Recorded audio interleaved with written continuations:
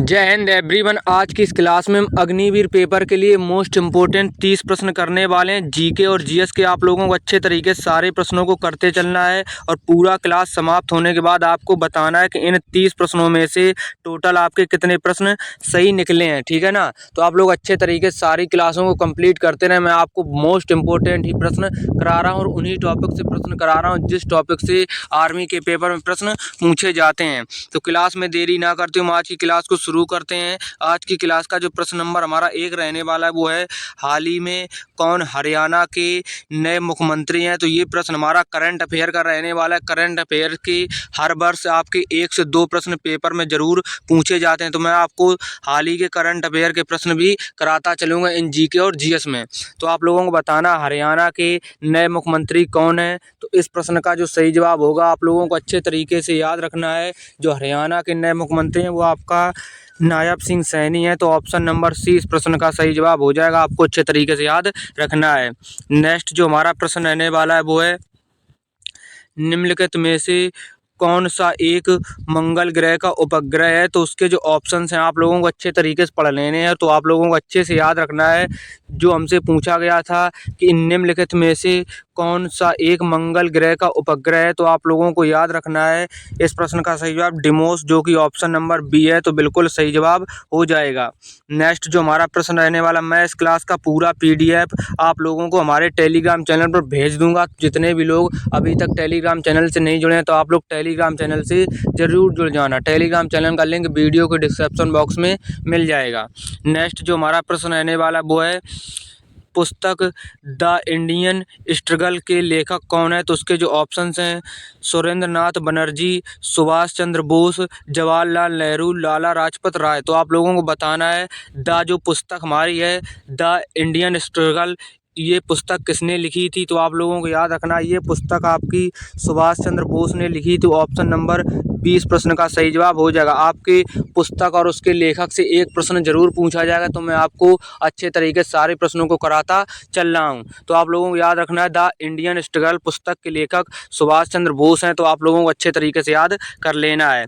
Next जो हमारा प्रश्न रहने वाला वो है, किश्तवाड़ राष्ट्रीय उद्यान कहाँ स्थित है। तो उसके जो ऑप्शंस हैं, उत्तराखंड, जम्मू कश्मीर, राजस्थान, गुजरात। तो आप लोगों को बताना है किश्तवाड़ राष्ट्रीय उद्यान कहाँ स्थित है। तो इस प्रश्न का जो सही जवाब होगा वो आप लोगों को याद रखना है, ये जम्मू और कश्मीर में स्थित है किश्तवाड़ राष्ट्रीय उद्यान। राष्ट्रीय उद्यान से भी आपके पेपर में हर वर्ष एक प्रश्न पूछा जाता है। तो आप लोगों को अच्छे तरीके से याद रखना है। जम्मू कश्मीर में आपका और जो राष्ट्रीय उद्यान स्थित है आप लोगों को याद रखना है, जम्मू कश्मीर में आपका दाची-गामा राष्ट्रीय उद्यान भी स्थित है। तो आप लोगों को अच्छे तरीके से याद कर लेना है।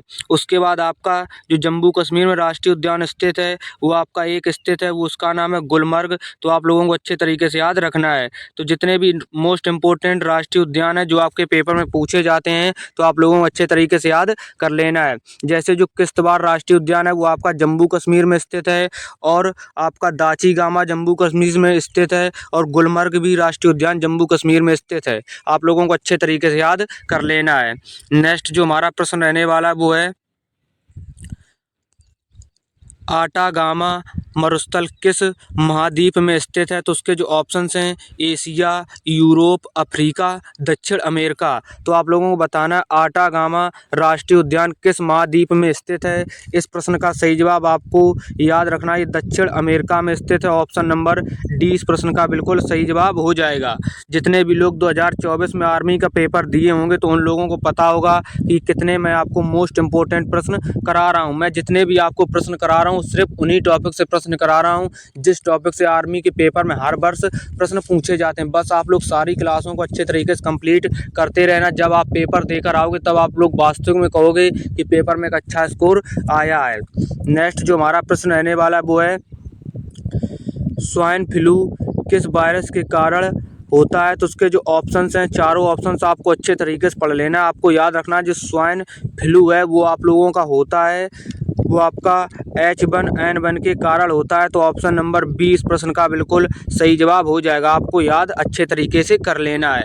नेक्स्ट जो हमारा प्रश्न रहने वाला है वो है, आलू पौधे के किस भाग से प्राप्त होता है? तो उसके जो ऑप्शंस हैं जड़, तना, फूल, फल। तो आप लोगों को बताना आलू पौधे के किस भाग से प्राप्त होता है। इस प्रश्न का सही जवाब ये तना से प्राप्त होता है। तो ऑप्शन नंबर 20 प्रश्न का बिल्कुल सही जवाब हो जाएगा। आपको अच्छे तरीके से याद कर लेना है।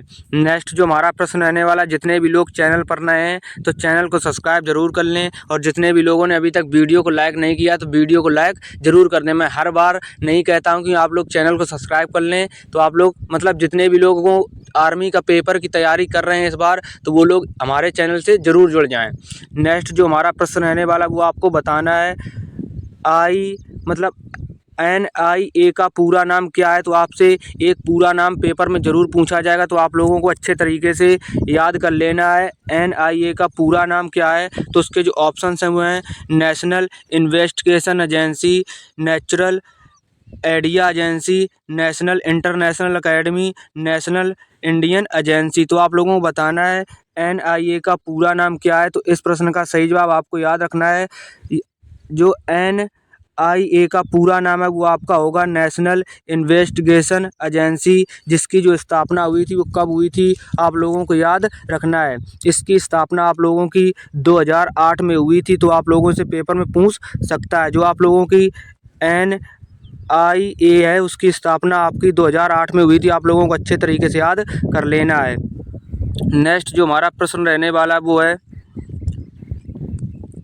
उत्तर प्रदेश का कौन सा शहर राप्ती नदी के तट पर बसा है। तो उसके जो ऑप्शंस हैं अयोध्या, लखनऊ, जौनपुर, गोरखपुर। तो आप लोगों को बताना उत्तर प्रदेश का कौन सा शहर राप्ती नदी के तट पर बसा है। इस प्रश्न का सही जवाब जो होगा वो आप लोगों को याद रखना है, गोरखपुर शहर राप्ती नदी के तट पर बसा है। आप लोगों को अच्छे तरीके से याद रखना है। लखनऊ और जौनपुर किस नदी के किनारे बसे हैं? आप लोगों को याद रखना है लखनऊ और जौनपुर आपकी गोमती नदी के किनारे बसे हैं। तो आपके पेपर में पूछा जा सकता है, आप लोगों को अच्छे तरीके से याद रखना है। लखनऊ और जौनपुर आपके गोमती नदी के किनारे बसे हैं। अयोध्या किस नदी के किनारे बसा है? आप लोगों को बताना है। जो अयोध्या बसा है वो आपका सरयू नदी के किनारे बसा है। आप लोगों को अच्छे तरीके से याद कर लेना है। नेक्स्ट जो हमारा प्रश्न रहने वाला है ऑप्शन से रिलेटेड जितनी भी इम्पोर्टेंट जानकारी होगी, मुझे लगेगा कि इससे प्रश्न पेपर में बन सकता है, तो मैं आपको बताता चल रहा हूँ। बस आपको सारी क्लासों को अच्छे तरीके से कंप्लीट करते चलना है। नेक्स्ट जो हमारा प्रश्न रहने वाला है वो है राष्ट्रीय बालिका दिवस किस तिथि को मनाया जाता है। तो उसके जो ऑप्शंस हैं 8 मार्च, 8 अप्रैल, 24 जनवरी, 10 जनवरी। तो आप लोगों को बताना राष्ट्रीय बालिका दिवस कब मनाया जाता है। तो इस प्रश्न का सही जवाब आपका 24 जनवरी को राष्ट्रीय बालिका दिवस मनाया जाता है। 10 जनवरी को आपका विश्व हिंदी दिवस मनाया जाता है। तो आप लोगों को अच्छे तरीके से याद रखना है, 10 जनवरी को आपका विश्व हिंदी दिवस मनाया जाता है। कई बार ये पेपर में पूछा जा चुका है, तो आप लोगों को अच्छे तरीके से याद कर लेना। विश्व हिंदी दिवस 10 जनवरी को मनाया जाता है। नेक्स्ट जो हमारा प्रश्न रहने वाला है वो है प्रसिद्ध यांगयाप दर्रा भारत के किस राज्य में स्थित है। तो उसके जो ऑप्शंस हैं अरुणाचल प्रदेश, मणिपुर, सिक्किम, महाराष्ट्र। तो आप लोगों को बताना है प्रसिद्ध जो यांगयाप दर्रा है वो किस राज्य में स्थित है। इस प्रश्न का सही जवाब जो होगा वो आप लोगों को याद रखना है, अरुणाचल प्रदेश में यांगयाप दर्रा स्थित है। अब अरुणाचल प्रदेश में कौन कौन से प्रमुख दर्रे हैं जो कि आपके पेपर में पूछे जा सकते हैं, तो आप लोगों को अच्छे तरीके से याद कर लेना है। तो सबसे पहले आपका एक तो यांगयाप दर्रा हो गया जो कि अरुणाचल प्रदेश में स्थित है। उसके बाद आपका जो दीफू दर्रा है वो भी आपका अरुणाचल प्रदेश में स्थित है। उसके बाद आपको एक दर्रा और याद रखना है जो कि बोमला दर्रा है, ये भी आपका अरुणाचल प्रदेश में स्थित है। तो ऐसे ही आपके पेपर में प्रश्न पूछे जाते हैं। मैं आपको सारे प्रश्न बहुत अच्छे तरीके से कराता चल रहा हूँ। एक आपका अरुणाचल प्रदेश में यांगयाप दर्रा है जो कि आपके पेपर में ज़रूर पूछा जाएगा। तो आप लोग अच्छे तरीके से सारे प्रश्नों को याद कर लेना। ये जो 3 दर्रे मैंने आपको बताए हैं जो कि अरुणाचल प्रदेश में स्थित हैं, आपको इनको अच्छे तरीके से याद कर लेना। इनसे पेपर में प्रश्न बन सकता है। नेक्स्ट जो हमारा प्रश्न रहने वाला है वो है अल्पस पर्वत श्रृंखला किस महाद्वीप में स्थित है? तो उसके जो ऑप्शंस हैं यूरोप, उत्तरी अमेरिका, दक्षिणी अमेरिका, अफ्रीका। तो आप लोगों को बताना है जो अल्पस पर्वत श्रृंखला है ये किस महाद्वीप में स्थित है। इस प्रश्न का जो सही जवाब होगा ये आपकी यूरोप महाद्वीप में स्थित है। ऑप्शन नंबर ए बिल्कुल सही जवाब हो जाएगा। अब आपको याद रखना जो यूरोप महाद्वीप में जो अल्पस पर्वत श्रृंखला है ये आपकी सबसे ऊंची चोटी है। तो आप लोगों को ये भी याद रखना है, सबसे ऊंची चोटी अल्पस श्रृंखला की, ठीक है ना। अल्पस श्रृंखला पर्वत की सबसे ऊंची चोटी है। तो ऑप्शन से रिलेटेड जितनी भी इम्पोर्टेंट जानकारी है मैं आपको बताता चल रहा हूँ, बस आपको सारी जानकारी अच्छे तरीके से याद करते चलना है। नेक्स्ट जो हमारा प्रश्न रहने वाला है वो है विश्व मौसम विज्ञान संगठन का मुख्यालय कहाँ स्थित है? उसके जो ऑप्शंस हैं पेरिस, न्यूयॉर्क, लंदन, जिनेवा। तो आप लोगों को बताना विश्व मौसम विज्ञान संगठन का मुख्यालय कहाँ पर स्थित है। इस प्रश्न का सही जवाब आपका जिनेवा में स्थित है। ऑप्शन नंबर डी इस प्रश्न का बिल्कुल सही जवाब हो जाएगा। नेक्स्ट जो हमारा प्रश्न रहने वाला है वो है भजन सपोरी का संबंध किस वादन से है? तो उसके जो ऑप्शंस हैं संतूर वादन, सितार वादन, मृदंग वादन, तबला वादन। तो आप लोगों को बताना भजन सपोरी का संबंध किस वादन से है। तो इस प्रश्न का जो सही जवाब होगा वो आपका संतूर वादन से भजन सपोरी का संबंध, ठीक है ना। उसके बाद आपको याद रखना जो संतूर वादक से मतलब संबंध है वो आपका पंडित शिव कुमार शर्मा का भी संबंध है। तो ये आपसे पेपर में ज़्यादा पूछा जाता है, तो आप लोगों को याद रखना जो संतूर वादन का जो संबंध है वो आपका पंडित शिव कुमार शर्मा का भी है। तो आप लोगों को अच्छे तरीके से याद रखना शिव कुमार शर्मा। नेक्स्ट जो हमारा प्रश्न रहने वाला है आप लोगों को अच्छे तरीके से याद कर लेने। आप लोग देख पा रहे हैं मैं आपको कितने मोस्ट इम्पोर्टेंट प्रश्न करा रहा हूँ। नेक्स्ट जो हमारा प्रश्न रहने वाला वो है किस तत्व का परमाणु क्रमांक 7 होता है? तो उसके जो ऑप्शंस हैं हाइड्रोजन, ऑक्सीजन, ब्रोमीन, नाइट्रोजन। तो आप लोगों को बताना है किस तत्व का परमाणु क्रमांक 7 होता है। तो इस प्रश्न का जो सही जवाब होगा ये आपका नाइट्रोजन का परमाणु क्रमांक 7 होता है। तो आप लोगों को अच्छे तरीके से याद रखना है। उसके बाद आपको बताना हाइड्रोजन का परमाणु जो क्रमांक होता है वो आपका 1 होता है। उसके बाद ऑक्सीजन का जो परमाणु क्रमांक होता है वो आपका 8 होता है। तो आप लोगों को अच्छे तरीके से ये सारे परमाणु क्रमांक याद कर लेना, ये पेपर में पूछ सकता है। तो आप लोग अच्छे तरीके से जितने मैंने परमाणु क्रमांक आपको बताए हैं वो सारे परमाणु क्रमांक आपको याद कर लेने हैं। नेक्स्ट जो हमारा प्रश्न रहने वाला वो है श्वसन किस प्रकार की अभिक्रिया है? तो उसके जो ऑप्शंस हैं ऊष्मक्षेपी अभिक्रिया, ऊष्मसोपी अभिक्रिया, वाष्पीकरण अभिक्रिया, इनमें से कोई नहीं। तो आपको बताना है श्वसन किस प्रकार की अभिक्रिया है। तो इस प्रश्न का सही जवाब आपकी ये ऊष्मक्षेपी अभिक्रिया है। तो ऑप्शन नंबर ए इस प्रश्न का बिल्कुल राइट जवाब हो जाएगा। नेक्स्ट जो हमारा प्रश्न रहने वाला है आपके पेपर में ठीक इसी टाइप के ही प्रश्न पूछे जाएंगे। बस मैं आपसे शुरू से लास्ट तक यही बोल रहा हूँ, मैं आपको जितने प्रश्न करा रहा हूँ सारे प्रश्नों को आपको लगभग 2-2 बार क्लास से देखना है, फिर उसके बाद आपको PDF से भी पढ़ना है, तब आप लोगों को सारे प्रश्न याद हो जाएंगे। ऐसा होता है कि आप लोग जैसे एक प्रश्न को 3-4 बार देख लेते हो तो वो प्रश्न फिर आपको बिल्कुल आसानी से याद हो जाता है। नेक्स्ट जो हमारा प्रश्न रहने वाला है वो है अंगूर में सबसे प्रचुर मात्रा में कौन सा अम्ल पाया जाता है? तो उसके जो ऑप्शंस हैं मौलिक अम्ल, टार्टरिक अम्ल, सल्फ्यूरिक अम्ल, इनमें से कोई नहीं। तो आप लोगों को बताना अम्ल में मतलब अंगूर में सबसे प्रचुर मात्रा में कौन सा अम्ल पाया जाता है। तो इस प्रश्न का सही जवाब आपका टार्टरिक अम्ल पाया जाता है अंगूर में। तो ऑप्शन नंबर बी इस प्रश्न का बिल्कुल राइट जवाब हो जाएगा।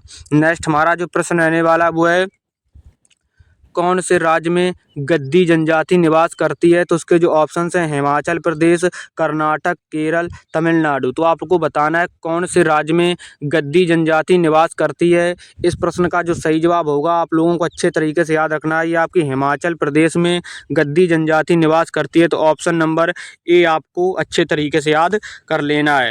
नेक्स्ट जो हमारा प्रश्न रहने वाला वो है इटावा शहर किस नदी के तट पर बसा है? तो उसके जो ऑप्शंस हैं गंगा नदी, शिप्रा नदी, गोमती नदी, यमुना नदी। तो इटावा शहर किस नदी के किनारे बसा है? तो इस प्रश्न का सही जवाब आपका ये यमुना नदी के तट पर बसा है। तो ऑप्शन नंबर डी इस प्रश्न का बिल्कुल सही जवाब हो जाएगा। यमुना नदी के तट पर कौन कौन से शहर बसे हैं? तो आप लोगों को याद रखना ये आपका दिल्ली यमुना नदी के तट पर बसा है। उसके बाद आपका आगरा भी यमुना नदी के तट पर बसा है। उसके बाद आपका जो बसा है वो मथुरा भी आपका आगरा नदी के तट पर बसा है। तो आपके पेपर में नदियों के किनारे बसे शहर से एक प्रश्न जरूर पूछा जाता है, तो आप लोगों को अच्छे था सारे प्रश्नों को कंप्लीट कर लेना है।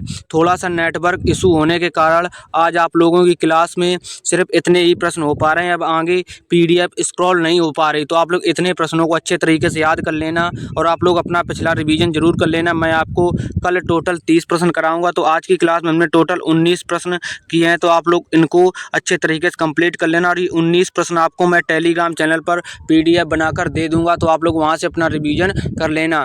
थोड़ी सी टेक्निकल इशू है, पीडीएफ स्क्रॉल नहीं हो रही, इस वजह से आपकी आज क्लास रोकनी पड़ रही है। तो आप लोग यहाँ से अपने तैयारी अच्छे तरीके से करते रहें। अब आपके पेपर में ज़्यादा समय नहीं बचा। तो चलिए मिलते हैं नेक्स्ट क्लास में, तब तक ले जय हिंद, जय भारत, वंदे मातरम।